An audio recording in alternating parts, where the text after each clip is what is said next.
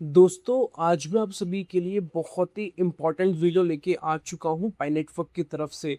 क्योंकि पाई को लेके मार्केट के अंदर बहुत ज़्यादा कंट्रोवर्सी चल रही है, स्पेशली इसके प्राइस को लेके। और यहाँ पे हमें दो चीज़ें देखने को मिलती है, एक इंटरनल वैल्यू और एक एक्सटर्नल वैल्यू। जिसमें इंटरनल वैल्यू को पाई की जीसी वैल्यू कहा गया है और बताया गया है, और इसको बहुत ज़्यादा प्रमोट किया जाता है कम्युनिटी द्वारा। और जो एक्सटर्नल वैल्यू है, जो मार्केट वैल्यू है, वो हमें एक्सचेंज वैल्यू देखने को मिलती है।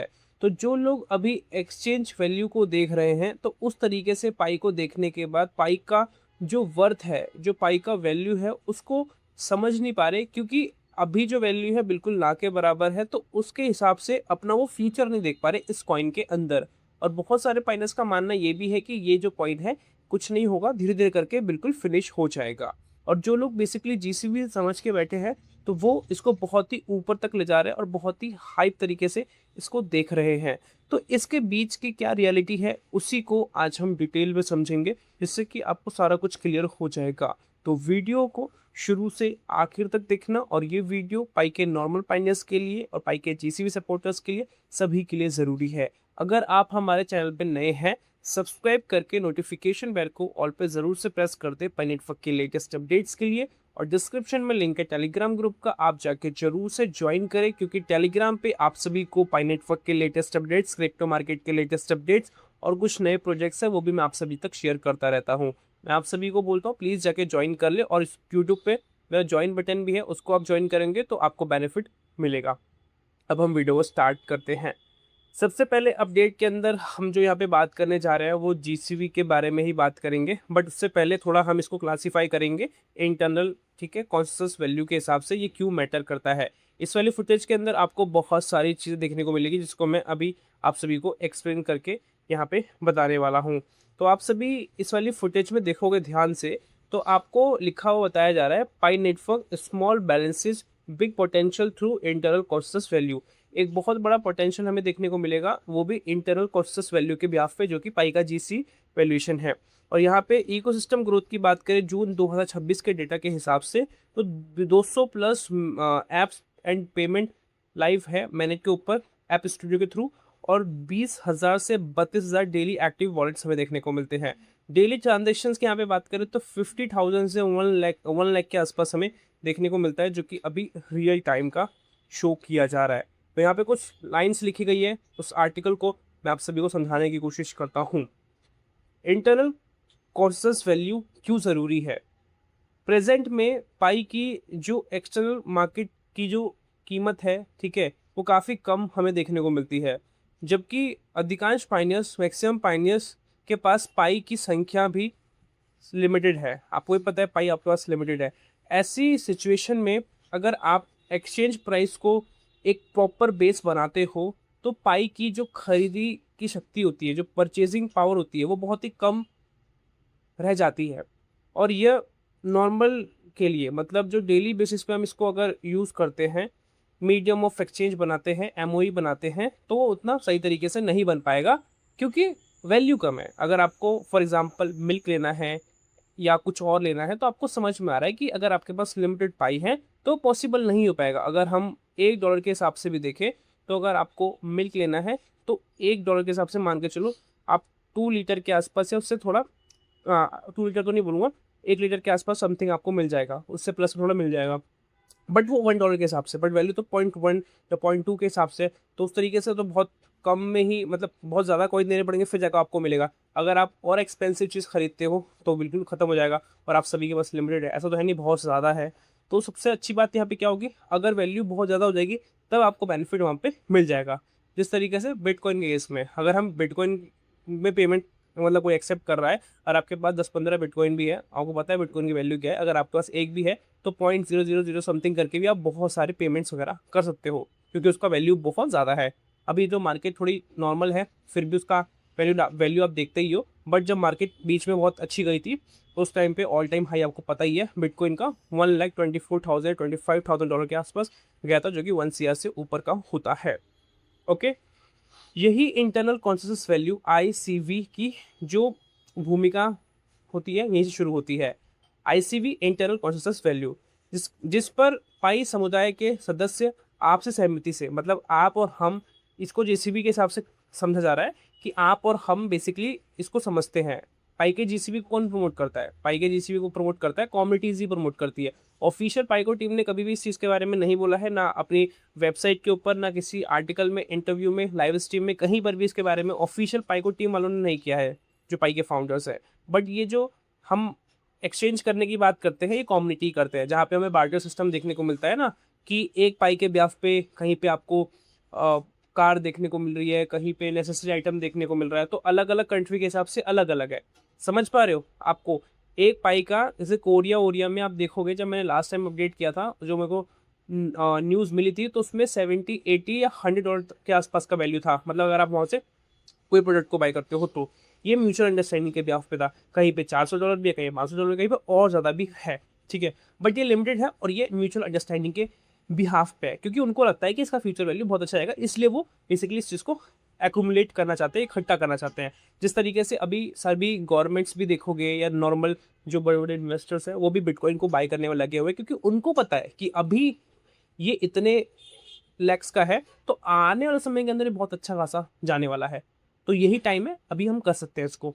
तो इस तरीके से पाई को भी देखा जा रहा है कम्युनिटी सपोर्ट के ब्याह पे, कि अभी हम इसको समझते हैं। अगर मैं माइंड नहीं कर पा रहा, बट मैं अगर इस तरीके से एक्सचेंज में पार्ट लूँगा तो मेरे को बेनिफिट मिलेगा। मतलब अगर मेरे पास बहुत सारे प्रोडक्ट्स हैं और मैं मार्केट में सेल करता हूँ जिस वैल्यू के हिसाब से, या एक म्यूचुअल वैल्यू के हिसाब से, अगर लोग उस चीज़ पे एक्सेप्ट करते हैं, तो मैं प्रोडक्ट बेच के बहुत सारे पाई ले सकता हूँ अपने वॉलेट के अंदर, और ये जो पाई है मुझे फ्यूचर में बेनिफिट देंगे। आई होप आपको समझ में आया होगा। ये बेसिकली लोगों की मेंटेलिटी है, और ये पाइनेस की मेंटेलिटी है। इसका जो गोल है वो पाई की यूटिलिटी को बढ़ाने को लेके है, ताकि पाइनेस अपने पाई को यूज कर पाए एक्चुअल प्रोडक्ट्स के हिसाब से, सर्विसेज के हिसाब से, ठीक है। और यहाँ पे लिखा गया है, जब कम्युनिटी के भीतर ये जो लेन देन है वो बढ़ेगा, और केवल पाई में ट्रेडिंग टोकन नहीं रहता, बल्कि एक डिजिटल रूप में इसको विकसित किया जाएगा, ठीक है, तब आपको इसका एक्चुअल ग्रोथ दिखेगा। पाई का जो मूल विजन है वो ये है कि पाई प्रॉपर तरीके से आपको हर तरीके से एक्सेप्टेबल होता हुआ देखने को मिले। ओके, अब मैं आपको ना इसी फुटेज के अंदर जो बात की गई है वो समझाने की कोशिश करता हूँ। मोटा मोटी अब मैं शॉर्ट में आपको एक्सप्लेन करूँगा, जिससे कि आपको समझ में आ जाएगा, क्योंकि बहुत सारी चीज़ें समझ में आपको आई होप आ चुकी होंगी। पाई नेटवर्क का इंटरनल कॉन्सेंसस वैल्यू, जो कि आईसीवी, और ग्लोबल कॉन्सेंसस वैल्यू, जिसको कि हम जीसीवी बोलते हैं, इसका जो मेन वो है ना इंडिकेशन या बताना जो है, उसको समझते हैं। तो पहले में प्रॉब्लम्स को समझते हैं। ज़्यादातर पाइनस के पास कम पाई है, तो इन्फोग्राफिक के अनुसार बताया जा रहा है कि बहुत से पाइनस के पास केवल कुछ दर्जन या कुछ 100 पाई हैं, इतना है। यदि पाई की बाजार कीमत कम रहती है, तो इस बैलेंस को खरीद शक्ति भी कम होगी, वैल्यू कम होगी। सिंपल सी बात है, मैं आपको बता चुका हूँ इसके बारे में। इससे लोग पाई खर्च करने के बजाय होल्ड करेंगे, क्योंकि उनको पता है कि यार वैल्यू कम है, तो क्यों ही अभी खर्च करना, कोई लॉजिक तो उसका है नहीं। तो दो प्रकार की यहाँ पे हमें वैल्यू देखने को मिलती है इन्फोग्राफी पाई के अनुसार। एक मार्केट वैल्यू, जो कि बाहरी कीमत होती है, जो एक्सचेंज की होती है, और जो दूसरी है यूटिलिटी इंटरनल वैल्यू, जिसमें कि आपको पाई का यूज केस के बिहाफ पे निकलती है, जिसमें कि गेम्स है, सर्विसेज है, डिसेंट्रलाइज्ड एप्स है, P2P का लेन देन है, इसके हिसाब से। कम्युनिटी के भीतर आपसी सहमति कितनी है, उस तरीके से इसको देखा जा रहा है। मार्केट वैल्यू प्लस यूटिलिटी बनाती है पाई की एक रियल यूटिलिटी। और एक पाई बराबर एक पाई का क्या मतलब है, इसको हम समझे। तो ये जो नारा कहता है, ये जो बात कहती है, इसमें यही है कि पाई का जो इम्पोर्टेंस है वो केवल डॉलर के कीमत में से नहीं है, बल्कि उसकी एक्चुअल यूटिलिटी से है। एग्जाम्पल के लिए, अगर कोई बिजनेसमैन 1 पाई के बदले कोई वस्तु देने के लिए तैयार है, और कोई ग्राहक 1 पाई खर्च करके उसको एक्सेप्ट करने के लिए तैयार है, तो पाई का उपयोग मूल्य बनता है, चाहे एक्सचेंज प्राइस कुछ भी हो। समझ में आ गया? 1 पाई का एक्सचेंज पे वैल्यू मान के चलो $5 के आसपास है, ठीक है। बट आप कुछ कम्युनिकेशन करके किसी से, आप वो जो प्रोडक्ट है वो आप ले पाते हो किसी से, ठीक है, उसको पाई दे के, तो आपको जो प्रोडक्ट मिल रहा है वो $5 से ऊपर का है, तो वो आपकी म्यूचुअल अंडरस्टैंडिंग के ब्याफ पे है, वो समझ पा रहा है उस चीज़ को। ओके, और इकोसिस्टम ग्रोथ के बारे में यहाँ पे समझाया जा रहा है, जिसमें ये इन्फोग्राफिक जो दावा करते हैं कि 200 प्लस ऐप्स पेमेंट प्रोजेक्ट्स मौजूद हैं, जो मैंने अभी आपको शुरू में ही फुटेज के यहाँ पे बताया है।